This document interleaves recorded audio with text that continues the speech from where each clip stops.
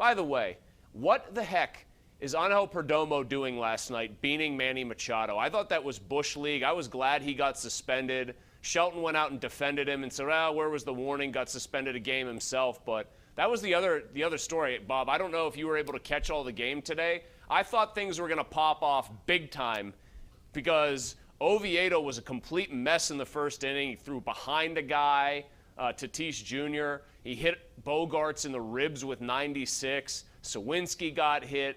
That game was a powder keg waiting to happen, and I'm surprised that it didn't actually get ignited. Yeah, I didn't see. I heard about it. I saw highlights when I came back from what we did here. But, yeah, I'm a little surprised, too. And clearly, it took a while for those umpires last night to figure that out. But it was, to me, right after the home run was hit by Soto, you knew exactly what Perdomo was doing. So that was the right call. Let's get to the lines. We got a lot of people want to talk, so we'll open it up here. Chuck in Uniontown is first, our Pirate caller. I know he's always invested. What's up, Chuck?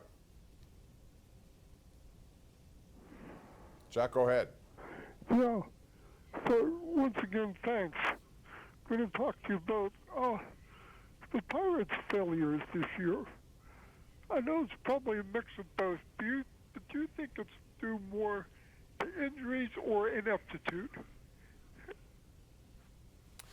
I'd always go ineptitude here. I mean, the Cruz injury is a huge thing, but they just didn't pitch the ball. I mean, Roansy Contreras, that's ineptitude, right, Bob? Yep. I mean, you look at the way Ortiz, guys in that pitching staff haven't really developed and progressed the way that they would want to. Cruz is a huge injury. It leaves a gaping hole in your lineup and on the field. But for me, this is a story about young pitching that didn't really materialize and coalesce the way that the Pirates expected it to. And it's one of the dangers when you try to assess just a couple of months worth of work. Last year, Contreras opened eyes, and people thought, okay, a young kid, but he's going to be a fixture in our starting lineup rotation. But that goes to show you the ups and downs that come with this, and that's why you need to see a lot of guys put it together before you believe long term that they can have a core here that actually will be a contending team. Josiah joins us in San Antonio, Texas. What's up, Joe? Hey, Bob. Hey, Chris. Real quick about Najee Harris and Mike Tomlin. With Najee, I know he had comments when he came in about being Lev Bell. I wish the guy would just run. He pity pats around dances. When he sees a hole, he didn't quit dancing around. And I know he kept complaining last year about little knick-knack and injuries. I like the guy, but I hope they can resign him. He's just not looking too high. And second, real quick, so I know you guys got a lot of callers with Tomlin. I know we give him a lot of heat about his in-game adjustments and not being able to call timeouts the correct form. I hope they can resign him. I mean, I don't think people understand how good of a coach we really have, and they give him a lot of heat. I think Tomlin is one of the coaches that's almost untouchable. Well, I think there's no question about that, and I think if they don't sign him, it's just a matter of when and if, and maybe it's in Mike Tomlin's court. You know, he's done this for an awful long time. Chris, I always used to kid him in some of the shows we did about television and the money they're putting out in television. He seems not to be interested at all, but I think he'd be very good at that down the road. I don't know if he'd reconsider it. I never thought Bill Cowher would be this invested in it, and he turns out to be. So I don't think you can never say never on that. But as far as Najee, you know, I thought he was really good today talking about the running back situation, which to me has no way of changing. Do you think it can change for them?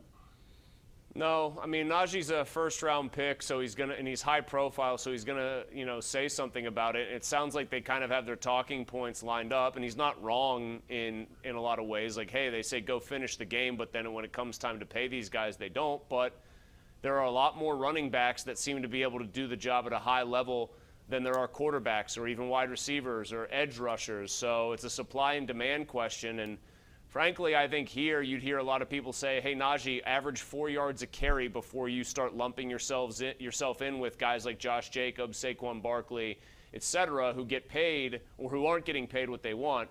As for Mike Tomlin, you don't have to worry, Josiah. He's going to get re-signed if he wants to get re-signed, and there doesn't seem to be any sign that Mike Tomlin wants to do anything but coach ball, as he likes to say. Did you see he put up a post on Instagram, Bob? He said, we're back, football 24/7. I love it. And then his son Dino, in the fine tradition of sons everywhere, pointed out that Mike's looking a little porkier than he did 15 years ago and said he was in prime physical condition. Little sarcasm there from Dino Tomlin. Yeah. Just saying. Well, that's what happens. You'll find, or maybe you won't now that you've lost all your weight. You'll never see that as you get older, but it does happen. It's difficult to maintain. But hopefully you have the metabolism to do it, I think. So I'm not going to worry about you. But yeah, I thought that was a kind of a funny post as well. You know, as far as some of the things going on with running backs, I think if you look at Saquon Barkley, who I was surprised signed as quickly as he did, given the fact he was on that Zoom, and it's almost like, okay, yeah, I believe all this, but I'm going to sign now anyway. But he does account for a large portion of their offense. And quite frankly, Daniel Jones got his number that he got because of Saquon Barkley. He's a big, they don't have all that many great receivers, I think, in New York. They're counting on, and they had to pay Jones, I suppose. But Barkley is the main weapon of that offense, is he not? He is, but the problem is running backs fall off a cliff in their late 20s. Historically, there are very few guys that buck that trend, and quarterbacks sometimes, the slower developing ones, are only starting to play their best football in their late 20s. That's also the other element of this. It's time. You know, you think about some of these running backs. Was Saquon Barkley, Bob, here, I'll ask you this. After 1 year at Penn State, was it probably pretty obvious that Saquon Barkley was physically ready for the pros when he was squatting 600 pounds and what have you? Like, how different does Saquon Barkley's career look if he's got somehow, and you never work this out, and Jim Irsay was all over this, throwing down the owner's position about this today in response to Jonathan Taylor. But I think these running backs in many cases would rather we go to college for 1 year, we get into the NFL earlier, and our entry deal is a shorter deal. It's just never going to happen. Sounds nice in principle, will not happen in practice. No, the only way it's going to happen is after the year 2030, and by then they're all not going to be around. So, you know, that's how long that CBA goes, and we'll see. We got to take a break here. It's 412-575-2600. Back with more of the Ireland Contracting Nightly Sports Call, 7 nights a week, right here on Pittsburgh CW. And just in a little bit of time, you're going to see that September 10th opener at Acrisure Stadium when San Francisco comes to town. We'll be right back.